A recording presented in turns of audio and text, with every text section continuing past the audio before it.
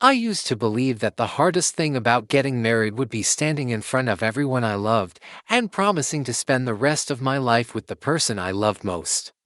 I imagined nervous excitement, happy tears, photographs, music, flowers, and the strange feeling of realizing that one ordinary day could become the beginning of an entirely different life. I never imagined that, a few weeks before my wedding, my own father would look me in the eyes and tell me that I should give it all away because my spoiled younger brother thought he deserved it more. My name is Emma, and for most of my life I had become accustomed to coming second in my own family. I did not realize how deeply that had affected me until I became an adult. When I was a child, I simply thought that families were supposed to work that way. My younger brother, Ryan, was 4 years younger than me, and from the moment he was born, my parents treated him like he was made of glass. If he wanted a particular toy, he got it. If he wanted to go somewhere, the family plans changed. If he became bored during a family trip, everyone was expected to adjust. If he failed a test, my parents blamed the teacher. If he got into trouble at school, they searched for someone else to blame. If he broke something, it was usually an accident. If I made the smallest mistake, it became a lesson about responsibility. I never hated Ryan for being spoiled. At least, I told myself I did not.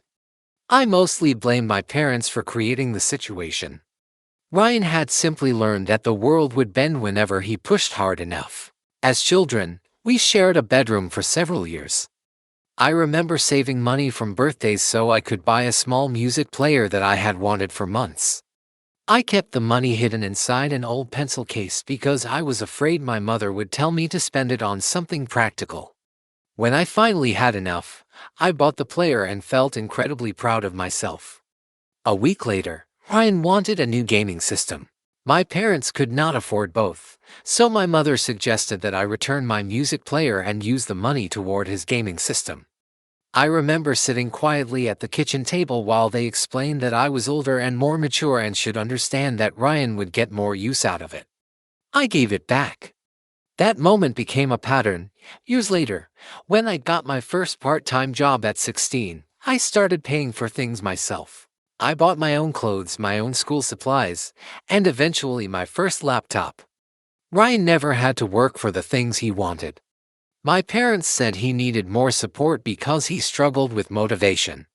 I became independent because I had to.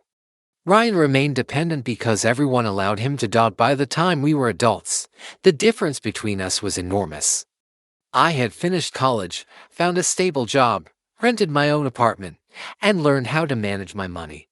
Ryan had changed majors 3 times, dropped out twice, and moved back into my parents' house after spending most of his savings on a car he could not afford.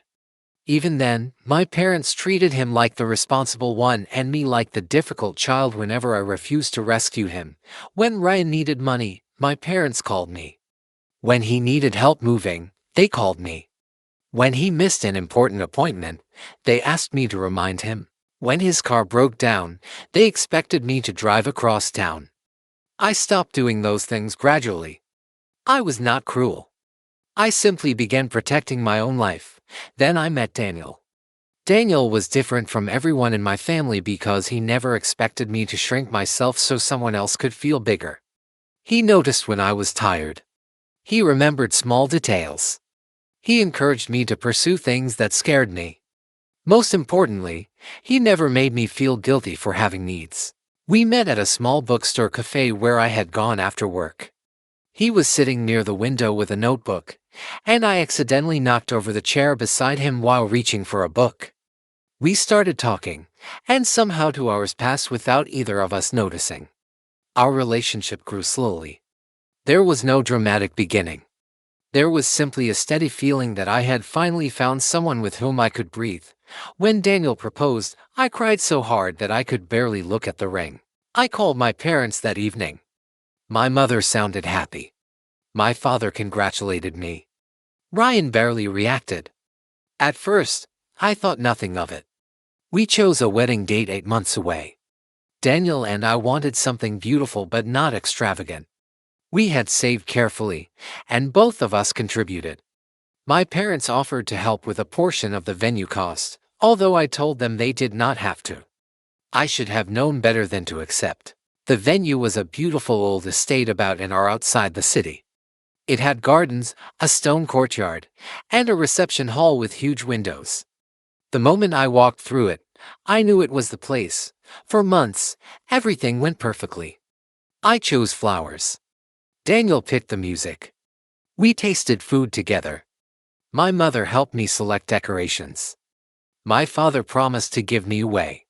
For the first time in my life, I felt like something belonged entirely to me. Then Ryan met his girlfriend, Sophie. Sophie was not a bad person, but she quickly discovered that Ryan was accustomed to getting whatever he wanted. She also seemed to believe that my parents existed primarily to finance his lifestyle. Within a few months, Ryan announced that he wanted to get married too. There was nothing wrong with that. The problem was that he wanted to get married on my wedding date. At first, I thought he was joking. He was not. He had apparently fallen in love with the venue after seeing photographs from my planning process. He wanted the same location, the same weekend, and many of the same decorations. He even wanted some of the vendors I had already booked. I assumed my parents would tell him that he could choose another date. Instead, they asked me to consider moving mine. I remember sitting in my parents' living room while my mother carefully explained that Ryan and Sophie had fallen in love with the idea of the venue. She said it would mean a lot to them if they could have it. I thought she was going to laugh afterward. She did not. I told her that everything had already been paid for and planned. Moving the wedding would cost thousands and would mean losing deposits. She said they could probably help with some of the costs.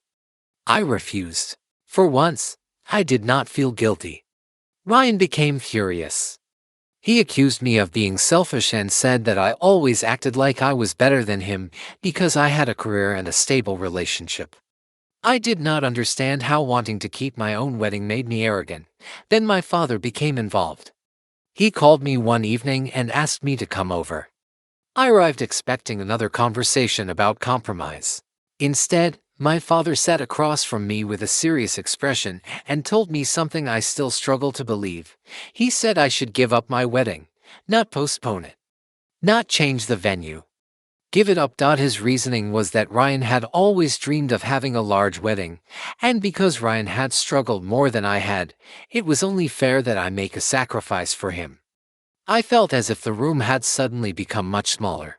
My father explained that Ryan believed he deserved the wedding more than I did because I had already accomplished so much in life. He said I had a good job, a loving fiancé, financial stability, and a future ahead of me. Ryan, according to my father, needed something to finally go right for him. I could barely process what I was hearing. My father was asking me to sacrifice one of the most important days of my life because my brother had failed to build the life he wanted. I asked him whether he understood that I had spent almost a year planning this wedding. He said he understood. I asked whether he understood that Daniel and I had paid for most of it ourselves. He said he understood. Then he repeated that Ryan deserved it more. Something inside me broke. I left without arguing. I drove home with tears running down my face, but I refused to call Daniel immediately because I knew that if I heard his voice, I would completely fall apart. When I finally told him what happened, he did not become angry at my family. He simply held my hand. That was when I realized how different my life could be. Daniel told me that we did not need their approval to get married. We did not need their money. We did not need their venue. We did not even need their presence. All we needed was each other, but I was not ready to accept that yet. Part of me still wanted my father to realize he was wrong. I wanted him to call me and apologize. I wanted my mother to tell Ryan that enough was enough. Instead, the situation became worse. My parents began pressuring me constantly.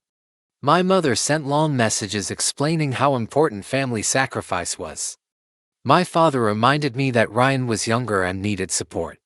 Ryan posted vague comments on social media about selfish siblings who cared more about weddings than family. Relatives began contacting me. Some told me I should compromise. Others said I would regret destroying my relationship with my brother. Nobody seemed interested in asking what Ryan had actually done to deserve my wedding. They simply assumed that because he wanted it, I should give it to him. Then I discovered something that changed everything. I found out that Ryan had already contacted my wedding planner. He had tried to convince her that I was moving the wedding. He had also asked several vendors about transferring my deposits to his name. I was stunned when I confronted him. He did not apologize. He acted as though he had done nothing wrong. He believed the wedding was practically his because our father had told him I would eventually give it up. That was the moment I stopped hoping my family would suddenly become reasonable. I called the venue. I confirmed every reservation personally. I changed passwords. I contacted every vendor. I made sure that no one could alter anything without my written approval and Daniel's confirmation. Then I told my parents that the wedding was staying exactly where it was. My father became furious. He said I was embarrassing the family. I told him that the person embarrassing the family was the adult man trying to steal his sister's wedding. He did not answer. For the first time in my life, I did not apologize for telling the truth. The weeks that followed were painful. My mother stopped speaking to me. Ryan told relatives that I had ruined his future. My father threatened not to attend my wedding. I cried more than once. There were nights when I wondered whether getting married was worth all the family conflict. Daniel always reminded me that our marriage was not the problem. The problem was that my family had confused love with obedience. That sentence stayed with me. I realized that I had spent my entire life believing that being a good daughter meant making myself smaller whenever someone else demanded more space. I had mistaken sacrifice for love. I had mistaken guilt for responsibility. I had mistaken family peace for genuine peace. My wedding day eventually arrived. My father did not attend. My mother did not attend. Ryan did not attend. I thought that would destroy me. Instead, something unexpected happened. I woke up feeling strangely calm. My closest friends surrounded me. Daniel was waiting for me. The flowers were exactly what I had imagined. The sunlight came through the windows of the venue, and for the first time I realized that the wedding was never about impressing my family. It was about celebrating the life Daniel and I were choosing together. I walked down the aisle. Without my father. My best friend walked beside me. I cried, but not because I was abandoned. I cried because I understood that I was finally walking into my own life without asking permission. The ceremony was beautiful. There were no dramatic interruptions. No one stormed into the room. No one demanded that I give anything away. For a few hours, I was simply happy. After the wedding, Daniel and I went on our honeymoon. When we returned, I did not immediately contact my parents. I needed distance. 3 months passed. Then one afternoon, my mother called. She sounded different. She told me that Ryan had gotten into financial trouble. Again? He had apparently spent much of his money trying to organize a wedding after my parents had promised him that everything would work out. Sophie had left him. The wedding never happened. Ryan blamed everyone. According to my mother, he claimed that I had destroyed his relationship because I refused to give him my wedding. I almost left. Not because it was funny, but because it was unbelievable that he could still believe the story centered around him. My mother finally admitted that they had spoiled him. She said they had spent years protecting him from consequences because they believed that was what loving a child meant. Now they were realizing that they had not protected him. They had prevented him from growing up. She also admitted that my father knew he had been wrong. I asked whether he wanted to apologize. She said he did, but he was ashamed. I told her that shame was not the same as accountability. A few days later, my father came to my house. I almost did not open the door. When I finally did, he looked older than I remembered. He stood there silently for several seconds. Then he handed me a small envelope. Inside was an old photograph from my childhood. It showed me sitting at the kitchen table with my music player. I had forgotten about that picture. My father had not.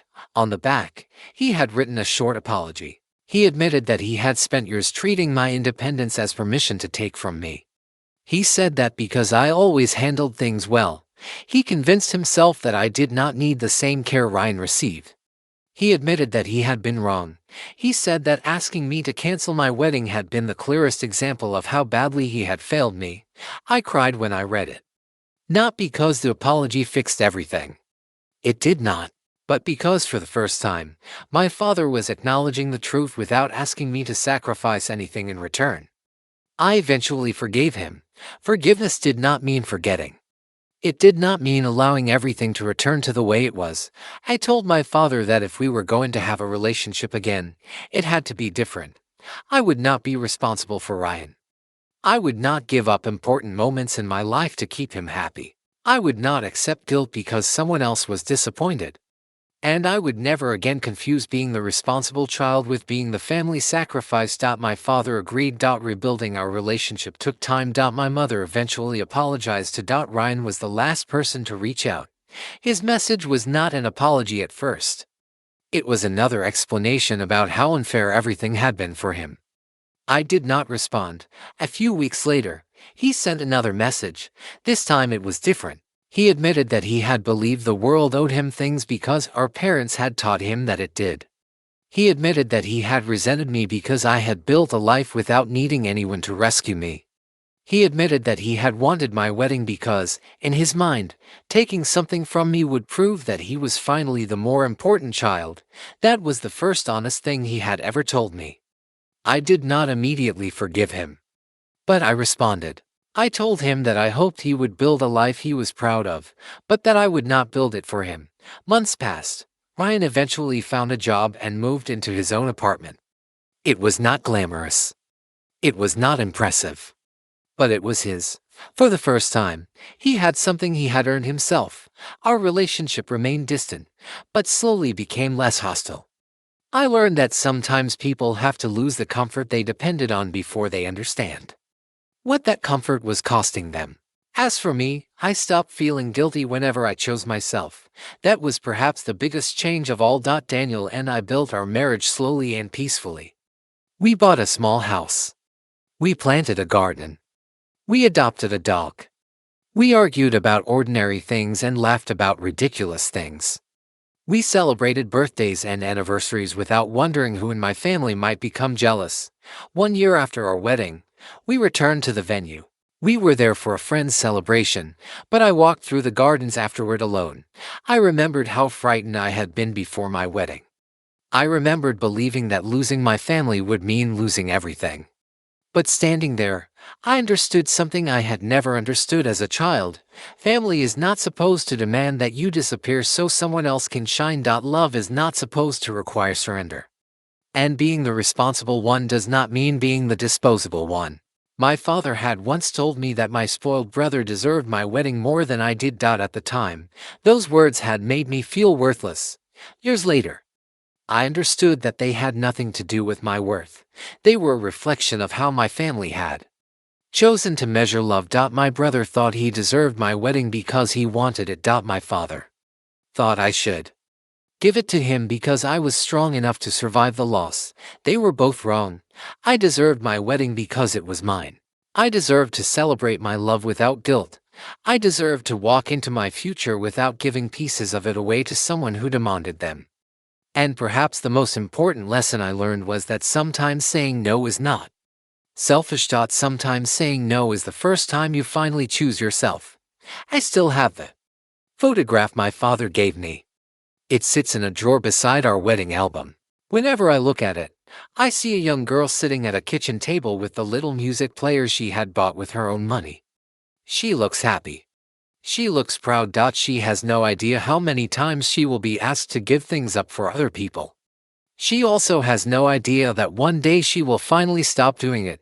I wish I could go back and tell that little girl that she does not have to earn her place in her own family by being easy to sacrifice. I wish I could tell her that being strong does not mean accepting everything. I wish I could tell her that her dreams matter even when someone else wants them more loudly. Most of all, I wish I could tell her that one day she will stand at the beginning of a new life and realize that she does not need anyone's permission to be happy. I did not cancel my wedding. I did not give it to my brother. I did not let my family's expectations destroy the life I had worked so hard to build. And although losing their support before my wedding was one of the most painful experiences I had ever faced, it also became the moment when I finally understood who I was. I was not the daughter who always came second. I was not the sister who was supposed to sacrifice everything. I was not the responsible one whose dreams mattered less because she could handle disappointment. I was simply a woman who had fallen in love, built a life, and finally found the courage to protect it. My wedding belonged to me. My future belonged to me. And for the first time, I understood that choosing myself did not make me selfish. It made me free. For a long time after everything happened, I believed the hardest part was behind me. I thought that once the wedding was over, once the arguments stopped and everyone returned to their own lives, the wounds would slowly disappear. But healing was not as simple as I had imagined.